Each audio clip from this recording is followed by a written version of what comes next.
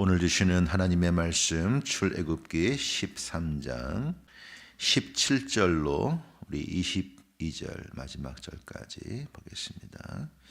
바로가 백성을 보낸 후에 블레셋 사람의 땅의 길은 가까울지라도 하나님이 그들을 그 길로 인도하지 아니하셨으니 이는 하나님이 말씀하시기를 이 백성이 전쟁을 하게 되면 마음을 돌이켜 애굽으로 돌아갈까 하셨음이라. 그러므로 하나님이 홍해의 광야길로 돌려 백성을 인도하심에 이스라엘 자손이 애굽 땅에서 대열을 지어 나올 때에 모세가 요셉의 유고를 가졌으니 이는 요셉이 이스라엘 자손으로 단단히 맹세하게 하여 이르기를 하나님이 반드시 너희를 찾아오시리니 너희는 내 유고를 여기서 가지고 나가라 하였음이더라. 그들이 숫곳을 떠나서 광야 끝 에담의 장막을 치니 여호와께서 그들 앞에서 가시며 낮에는 구름 기둥으로 그들의 길을 인도하시고 밤에는 불 기둥을 그들에게 비추사 낮이나 밤이나 진행하게 하시니 낮에는 구름 기둥 밤에는 불 기둥이 백성 앞에서 떠나지 아니하니라. 아멘. 살아계신 하나님의 말씀입니다. 말씀하신 하나님께서 드디어 이제 이스라엘 백성을 숫곳에서 오늘 말씀 보면은 에담이라는 곳으로 이제 인도하시는 것을 볼 수 있습니다. 그래서 라암셋에서 출발한 이스라엘 그 백성들이 숫곳을 지나 광야 끝이라고 되어 있는 에담의 장막을 쳤다. 오늘 본문을 이해할 수 있겠습니다. 자, 한번 말씀 봅시다. 우리 17절을 보면 바로가 백성을 보낸 후에 블레셋 사람의 땅의 길은 가까울지라도 자 이렇게 되어 있습니다. 이스라엘 지도를 펴고 보면 블레셋이라는 나라는 이스라엘이 정착한 땅의 서편 그리고 지중해를 마주하고 있는 해변가 그 해변에 있는 아주 기름진 광야를 이렇게 그 들판을 차지하고 있는 그러한 족속이었습니다. 우리가 보통 이스라엘 땅을 팔레스틴 땅, 팔레스타인 뭐 이렇게 이제 부르고 있는데요. 그 팔레스타인이라는 이름의 이 기원이 바로 이 블레셋에서 기원을 하고 있는 것을 볼 수 있습니다. 그러면 지금의 그 팔레스타인 그 아랍 민족이 여기에 나오는 블레셋 민족의 후손이냐 하면은 그거는 아닙니다. 오늘날의 팔레스타인 사람들은 아랍 민족이고 아라비아 반도나 이 이제 근동 지역에 살던 거기에 이제 예전부터 살던 그 민족들이 이렇게 이스라엘에 정착한 그 후손들이고 여기에 말하는 블레셋은 굉장히 또 다른 역사를 가지고 있습니다. 크게 두 가지 설을 이야기하고 있는데 첫 번째는 에집트에서 이렇게 나온 우리가 이제 미스라임이라고 성경에서 말하는 그 미스라임 후손의 후손들이다. 그게 이제 하나의 설이고 또 하나의 설은 뭐냐면 이제 크레테 섬이라고 지중해 한복판에 있는 섬이 있는데요. 그 섬에서 배를 타고 그리고 철기 문화를 가지고 들어온 이방 민족이 거기 정착을 해서 이 섬에서 배 타고 온 이 민족이 굉장히 그 군사력이 강했다고 합니다. 그래서 에집트와 맞먹을 정도의 군사력을 가졌었는데 그 에집트와 뭐 전쟁도 치르고 하다가 이제 정착한 곳이 이 지중해 지역, 이 가나안 지역의 그 해변가였을 거다 이렇게 또 추정을 합니다. 그래서 이제 이 여러 이제 민족들이 섞이게 되고 이것이 이제 그 블레셋이라는 나라를 이루게 된 것이죠.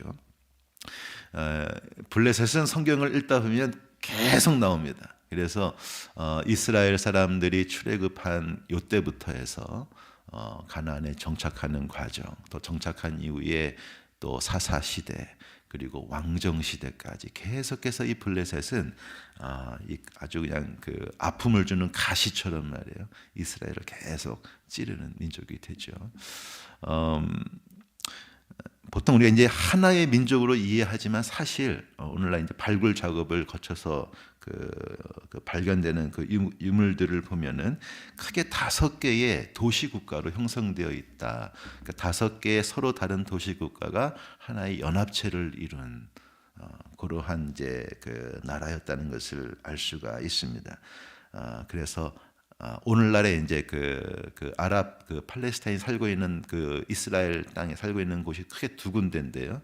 하나는 웨스트뱅크라고 하는 서한 지구, 그 요단강의 서쪽, 그러니까 지중해에서는 동쪽이고 요단강의 서쪽에 있는 그 상대적으로 굉장히 넓은 지역을 지금 팔레스타인이 차지하고 있고, 또 하나가 지금 전쟁을 벌이고 있는 가자 지구입니다. 그래서 지중해를 마주하고 있는.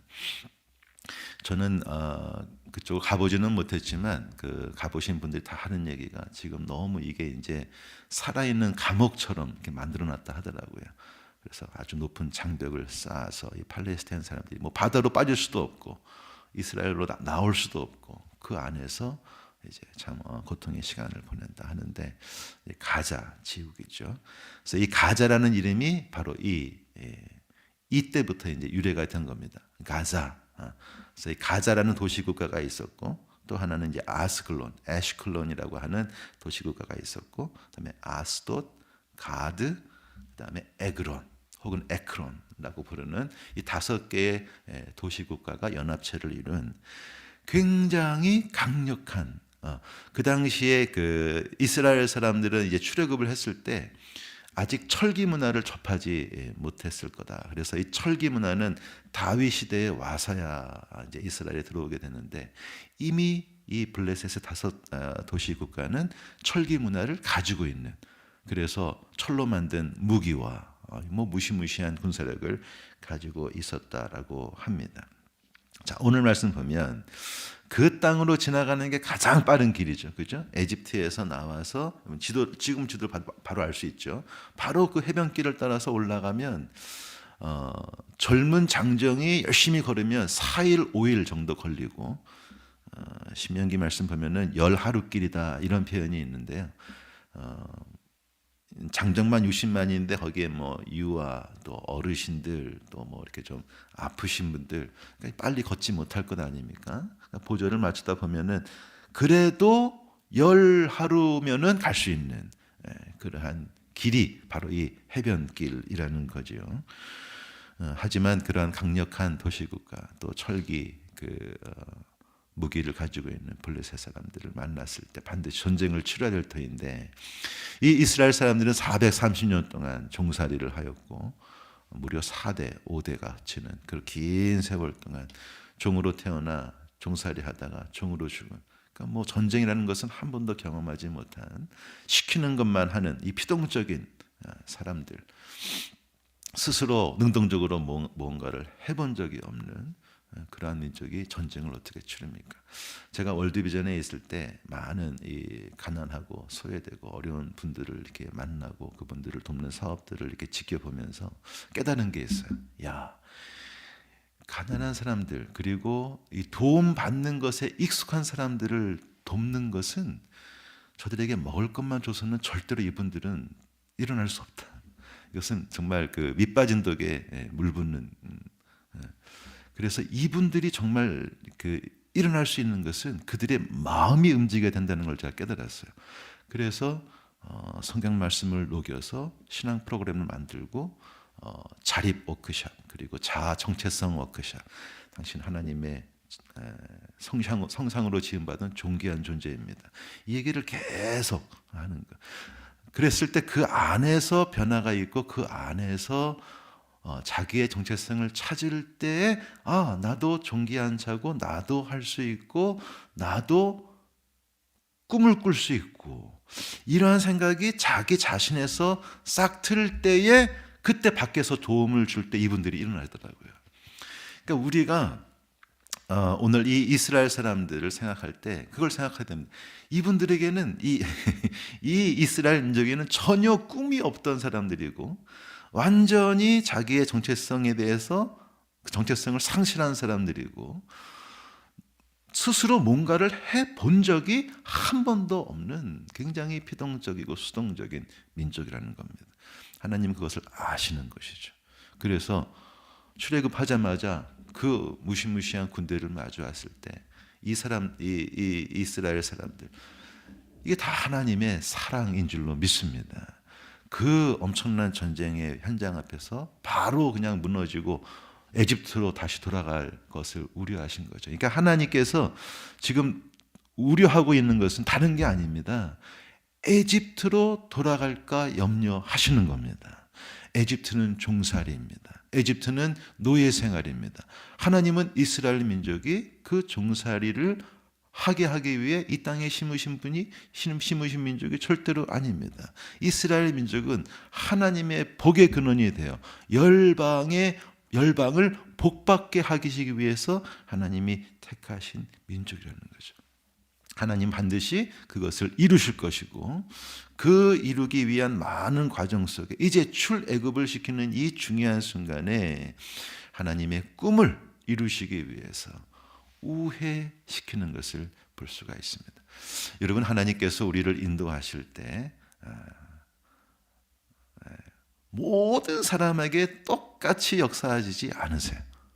어떤 사람에게는 한 100이 되는 시험을 주시는 사람이 있지만 또 어떤 사람에게는 한 50 정도 되는 시험을 주는 사람이 있고 또 어떤 사람은 한 20 정도 되는 약한 단계의 시험을 주시는 그런 경우도 있다는 거예요.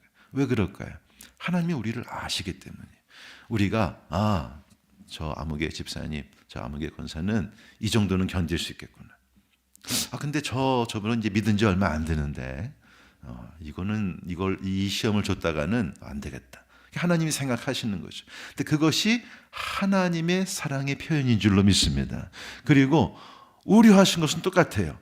하나님을 믿기로 했던 이 거룩한 결단이 무너질까봐 하나님을 다시 떠나서 옛날의 종살이로 돌아가기를 하나님은 원하지 않으시기 때문에 우리의 신앙의 상태, 우리의 영적인 상태를 보시면서 하나님은 시험도 주시고 또 하나님은 따뜻한 햇볕도 주시고 하나님은 그렇게 맞춤형 인도를 우리에게 허락해 주시는 줄로 믿습니다. 다 하나님의 사랑입니다. 그래서 우리가 시험을 당할 때에도 감사, 우리가 평안할 때에도 감사.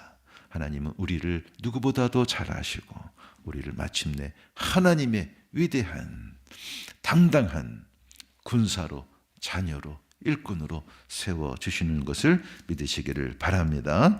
자, 그래서 돌리십니다. 18절을 보십시다. 그래서 그 지중해 해변길로 쭉 올리지 않으시고 광야길로 돌리셔서 백성을 인도하십니다. 여기 그 원문을 보면은 인도하셨다 이 동사가 빠져 있는데요. 이렇게 의역을 하다 보니까 이제 한국말에는 인도하시다를 넣었는데 17절을 보면은 인도하지 않으셨다 뭐 이런 말씀이 또 반복되지 않습니까? 저기 이 인도하신다라는 말의 뜻에 위로하신다 그런 의미도 있습니다. 그러니까 하나님께서는 단순히 이리 와라 인도만 하시는 것이 아니라 그 발걸음을 통해서 우리의 마음, 그 400년이 넘는 긴 세월 동안 종살이하면서 무너졌던 우리의 심령을 하나님께서는 만져주시는 거죠. 그래서 이스라엘 사람들의 이 40년의 광야 생활을 어떻게 하나님 만약에 연출가이고 극작가이고 영화 감독이셨다면 진짜 멋진 멋진 작품을 만드셨을 것 같아요. 이 이스라엘의 광야 40년은 정말 드라마틱하고 하나님이 그 이스라엘 사람들의 발걸음 속에 어떻게 역사하시는지를 아주 세밀하게 볼 수 있는데 이게 딱 우리의 인생살이, 우리의 믿음 생활과 똑같다는 거죠. 그래서 이 출애굽기, 레위기, 민수기, 신명기 이 모세오경을 쭉 읽다 보면 하나님께서 우리의 삶에 어떻게 역사하시는지를 이렇게 알게 되고 참나 많은 은혜를 받게 됩니다. 위로하시는 거죠. 우리를 만져주시는 겁니다. 자, 그래서 이스라엘 자손이 애굽 땅에서 대열을 지어 나올 때에 여기 대열이라는 단어는 군대 용어입니다. 군대 용어예요. 그러니까 하나님께서는 지금 당장 블레셋 나라하고는 전쟁을 치룰 수 없는 나약하고 수동적인 민족이지만 하나씩 만들어 가시는 거죠. 하나님의 군대로 만들어 가시는 겁니다. 우리 앞서서 쭉 하나님 말씀을 봤을 때 이스라엘 민족을 향해서 군대 이렇게 말하는 것을 여러분 기억하시지 않으십니까? 하나님께서는 말로 선포하시고 그것들을 이루어 가시는 것입니다. 그리고 이제 이 모세경을 쭉 읽다 보면 이 대열을 지어서 행진할 때 정말 군사처럼 행진을 하지 않습니까? 그리고 맨 앞에는 뭘 세우고 두 번째는 뭘 세우고 쭉 이 12지파를 쫙 대열을 지어서 행군하게 하시고 마침내 가나안 땅에 이르렀을 때 그 가나안 입성을 앞두고 큰 전쟁을 치르죠. 40년이 지났을 때 이 이스라엘 민족은 정말 하나님의 소원대로 아주 위대한 그 군대가 된 것을 볼 수가 있습니다. 자, 19절을 보십시다. 굉장히 아주 중요한 말씀이 나오는데, 자, 모세가 무엇을 가지고 나왔다? 요셉의 유고를 가지고 나왔다. 그것은 요셉이 그가 사망할 때 유언으로 남긴 것이 있기 때문이다. 반드시 하나님이 너희를 찾아오실 것이다. 정말 이게 그냥 한 구절로 되어 있지만 시기로 따지면 350년 전 이야기입니다. 요셉이 그 에집트의 애굽 총리로 이제 그 관직을 마치고 70명의 그의 가족들을 다 초청한 후에 이제 하나님의 부르심 받아서 목숨을 거둘 때 남긴 유언이죠. 반드시 하나님이, 언젠지는 요셉도 몰랐을 거예요. 하지만 반드시 하나님이 다시 너희들을 찾아올 거다. 그때가 되면 나의 유고를 다시 이장하라는 거죠. 이장. 하나님의 약속이 있는 저 젖과 꿀이 흐르는 아브라함에게 주시겠다 약속한 저 가나안 땅에 나의 유고를 가지고 가라. 지난주에 저희 조부모님, 할아버니, 아버님이 할머니, 할아버님을 그 이장을 했습니다. 이렇게 뭐죠? 이렇게 묘를 다시 이렇게 개장을 해서 그 유고를 이제 화장을 하고 그 이제 유골함을 제가 이제 가족 그 봉분묘 그거를 구입하게 됐는데 저희 이제 아버님 돌아가시기 전에 그 가자 그러셔가지고 이제 그걸 이제 만들었고 처음 저희 이제 할아버니 할머님을 그 곳으로 천안으로 이제 이장을 했습니다. 저는 이제 교회 때문에 가지는 못했는데 그 사진 보면서 이렇게 말할 수 없는 감동이 있더라고요. 이렇게 가족이 이렇게 세상을 떠나서 함께 모일 수 있다는 게 이것도 참 축복일 수 있겠다. 그런 마음이 드는데 요셉의 마음도 그런 마음이 아니었을까. 언젠지는 모르지만 하나님 반드시 너희를 찾아오리니 나의 유고를 가지고 나가라. 가나안 땅에 나를 묻어달라. 그래서 히브리서 11장 22절입니다. 믿음장을 보면 요셉의 이 유언을 보고 이렇게 말합니다. 믿음으로 요셉은 가나안 땅을 바라봤다. 여러분 이러한 믿음이 다 있으시기를 축원합니다. 지금 눈에 보이는 것 없더라도 손에 잡히는 것 없더라도 하나님 말씀 붙잡고 지금 당장 이루어지지 않는다 하여도 낙심하지 마시고 반드시 하나님은 여러분들을 찾아오실 줄로 믿습니다. 여러분의 그 거룩한 뜻을 하나님께서 이루어 주실 것을 믿습니다.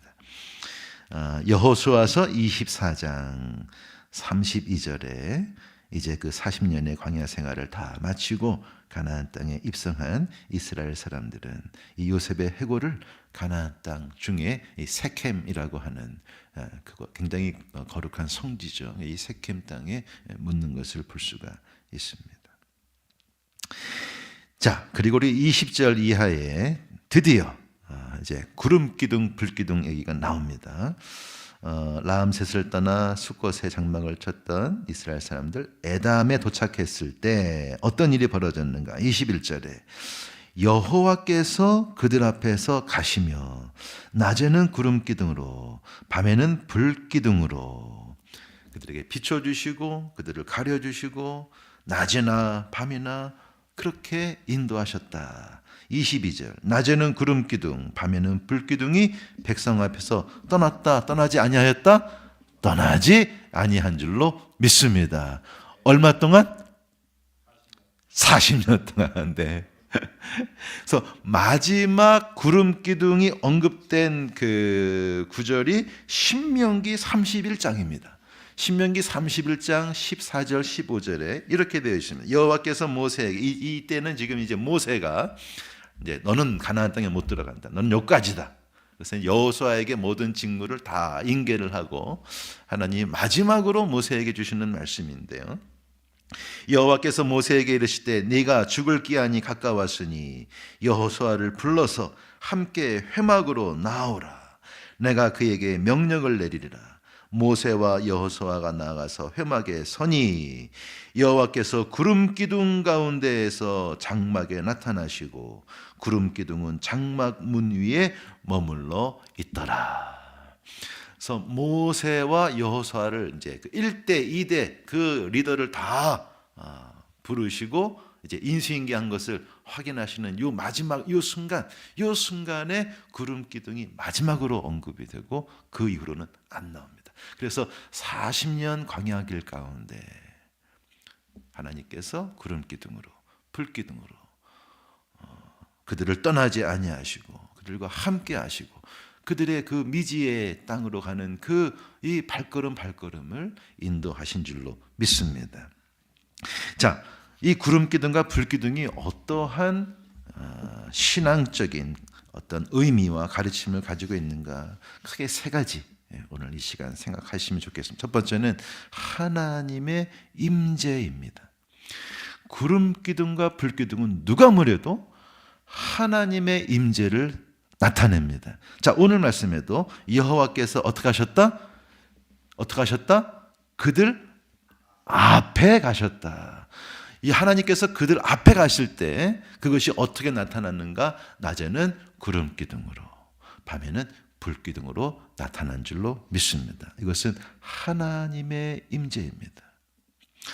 여러분 광야를 걸어가 보신 적 있으신가요? 어떤 사막과 같은 지역을 가보면 낮에는 엄청 뜨겁고 밤에는 엄청 춥죠. 그래서 이 뜨거운 태양을 가리는 구름, 이게 이제 기둥으로 되어 있지만 우리가 이제 성경을 읽다 보면 이게 그림이 그려지는 것이 단순히 기둥만 이렇게 하늘과 땅을 연결시킨 것이 아니라 이게 하늘에 땅에 이제 쫙 올라가서 하늘을 이렇게 덮는 것을 그려볼 수 있습니다. 그래서 태양을 가려주시는 것이죠. 네. 이 구름 기둥으로 태양을 가리고 또 밤에는 이것이 또 불 기둥으로 그래서 또 하늘에 이 그림 이 상상만 해도 감동이 있는데 하나님은 그렇게 이스라엘 사람들과 함께 하셨고 하나님의 임재를 나타내 주신 것을 볼 수 있습니다. 출애굽기 40장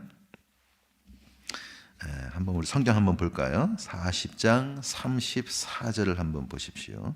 이스라엘 민족이 또 모세가 하나님의 명령을 받아서 이제 성막 혹은 이제 회막이라고 부르는 이 하나님의 증거궤를 모시는 장막을 이제 만들지 않습니까?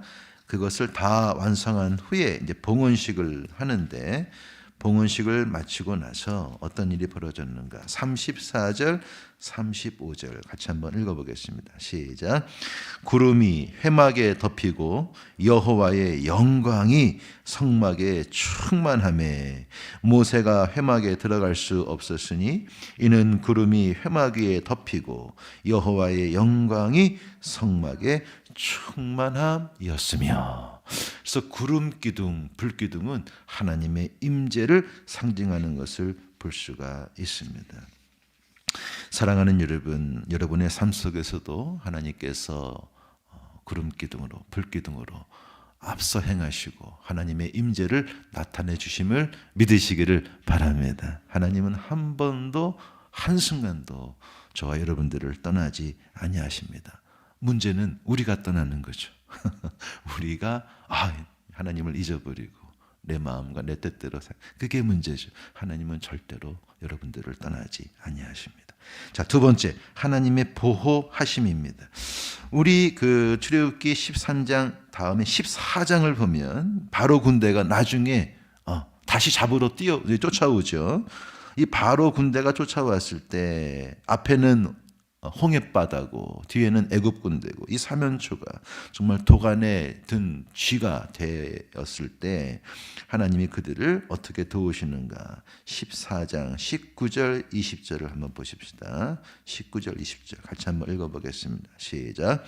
이스라엘 진 앞에 가던 하나님의 사자가 그들의 뒤로 옮겨가매 구름 기둥도 앞에서 그 뒤로 옮겨 애굽진과 이스라엘 진 사이에 이르러 서니 저쪽에는 구름과 흑암이 있고 이쪽에는 밤이 밝음으로 밤새도록 저쪽이 이쪽에 가까이 못하였더라. 아멘.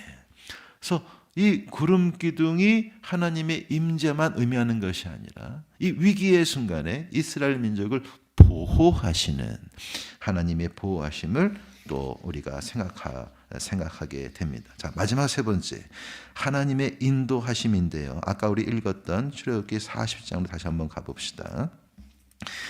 출애굽기 40장, 우리 아까 읽었던 말씀 바로 뒤에 36절입니다. 36절로 38절 읽어보겠습니다. 시작. 구름이 성막 위에서 떠오를 때에는 이스라엘 자손이 그 모든 행진하는 길에 앞으로 나아갔고 구름이 떠오르지 않을 때에는 떠오르는 날까지 나아가지 아니하였으며 낮에는 여호와의 구름이 성막 위에 있고 밤에는 불이 그 구름 가운데에 있음을 이스라엘의 온 족속이 그 모든 행진하는 길에서 그들의 눈으로 보았더라. 그래서 구름 기둥이 뜨면 행진하고 앉으면 서고 장막을 치고, 근데 이러한 생활을 40년 동안 했다는 거죠. 자, 여기서 우리가 알 수 있는 것은 구름 기둥 따로 불기둥 따로가 아니라는 겁니다. 이게 하나입니다. 그죠? 여기 38절을 보면 구름 안에 불기둥이 있었다. 이제 이렇게 되어 있지 않습니까? 그래서 이것이 낮에는 구름 기둥으로 보이고 캄캄한 밤이 되면 이제 그 속에 있는 이제 불이 보이는. 그래서 이 하나의 기둥으로 그들을 인도하시는 것을 볼 수 있습니다. 자, 하나만 더 보겠습니다. 민수기 9장입니다. 민수기 9장.